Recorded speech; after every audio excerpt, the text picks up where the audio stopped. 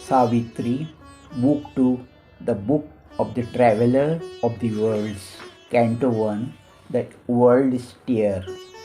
Alone he moved, watched by the infinity around him and the unknowable above.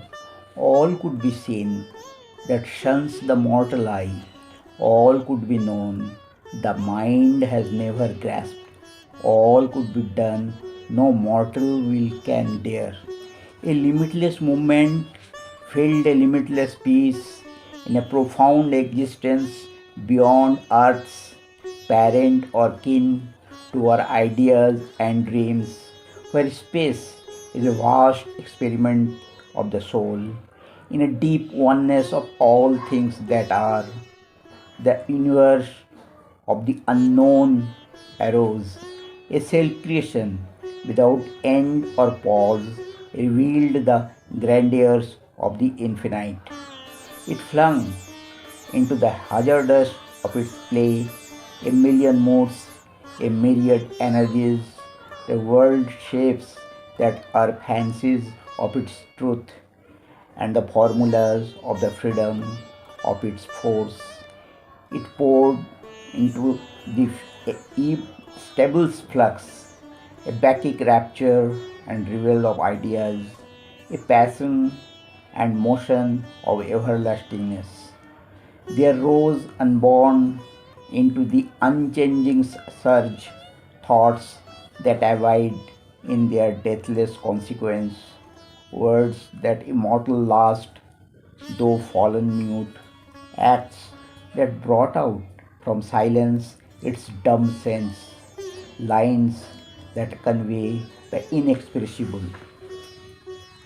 The eternal stillness saw in unmoved joy his universal power at work display in plots of pain and dramas of delight, the wonder and beauty of her will to be, all, even pain, was the soul's pleasure here.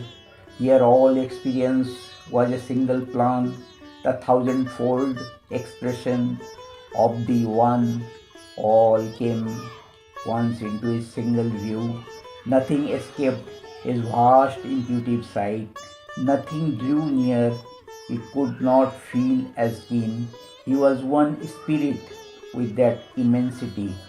Images in a supernal consciousness embodying the unborn who never dies, the structured visions of the cosmic self, alive with the touch of being's eternity, looked at him like form-bound spiritual thoughts, figuring the movements of the ineffable aspects of being dawned, world outline forms that open moving doors on things divine, became familiar to his hourly sight, the symbols of the spirit's reality, the living bodies of the bodiless, grew near to him, his daily associates. The exhaustless seeings of the unsleeping mind, letterings of its contact with the invisible, surrounded him with countless pointing signs. The voices of a thousand realms of life listened to him, her mighty messages, the heaven hints that invade our earthly lives, the, the dire imaginations dimmed by hell, which, if enacted and experienced here, our dulled capacity soon would cease to feel, or our mortal frailty could not long endure, were set in their sublime proportions. There, they are lived out in their self-born atmosphere. They resumed their topless pitch and native power, their fortifying stress upon the soul, bit deep into the ground of the consciousness, the passion and purity of their extremes, the absoluteness of their single cry, and the sovereign sweetness or violent poetry of their beautiful or terrible delight. All thought can know or widest sight perceive, and all that thought and sight can never know, all things occult and rare, remote and strange, were near to heart's contact, felt by spirit sense, asking for entry at his nature's gates. They crowded the widened spaces of his mind, his self discoveries, flaming witnesses, offering their marvel and their multitude. These now became new portions of himself, the figures of his spirit's greater life, the moving scenery of his large time walk, or the embroidered tissues of his sense.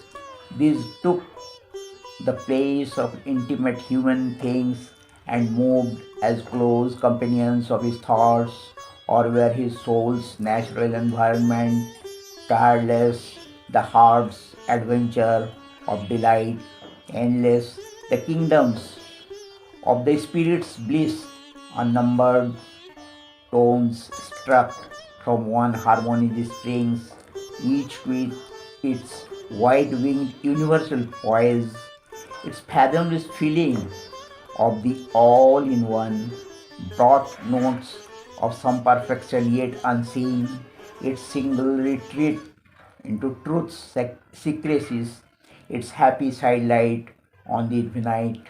Om Namo Bhagavati Sri Arvindaya.